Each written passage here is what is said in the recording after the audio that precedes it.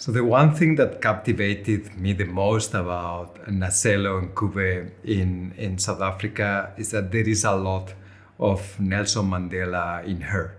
And not only because she worked for the Nelson Mandela Children's Fund, but also because of her approach to Africans and Africa in general.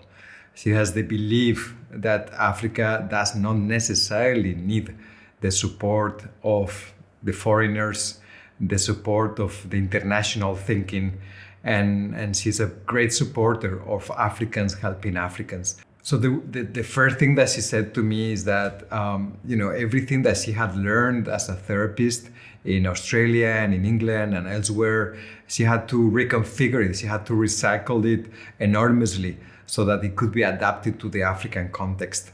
It's an African where you cannot help the individual just by helping the individual directly, but it has to be done through the communities. Africa and Africans are people that live in communities, and the sentiment of community is very strong. And this is one thing that Ncazelo knows how to do, and is the key and the essence of her success and her achievements in the therapies that she applies in South Africa.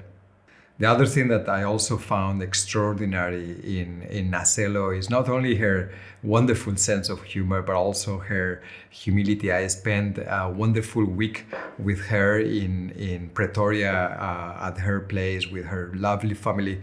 And, at night after a long day of filming, we would be there watching TV, the usual show or soap opera or whatever. And once me wearing the hat of someone that has been in the arena of financing, of development, of, from the donor side of the operation, I was thinking about the budgets and how the organization was surviving from the donations, and things did not add up in my mind according to the narratives of how much they were receiving and in terms of aid and support and how much they were spending. So, we were there watching TV, and I asked Ncazelo, so, how does this work? Can you explain the finances again? And she said, well, but not everything comes from the donors. I also work for 6 months a year as a trainer of trainers internationally. And, some of this money is my salary, some of the money is to support the projects. And the thing is that she says that as she's changing with the remote control, the TV channels, without giving any credit, any importance to what she's doing and what she's saying. This is remarkable. And this humility is a trait, is a condition, is something I constantly and repeatedly find in all these invisible heroes that I encounter in the filming and in my life.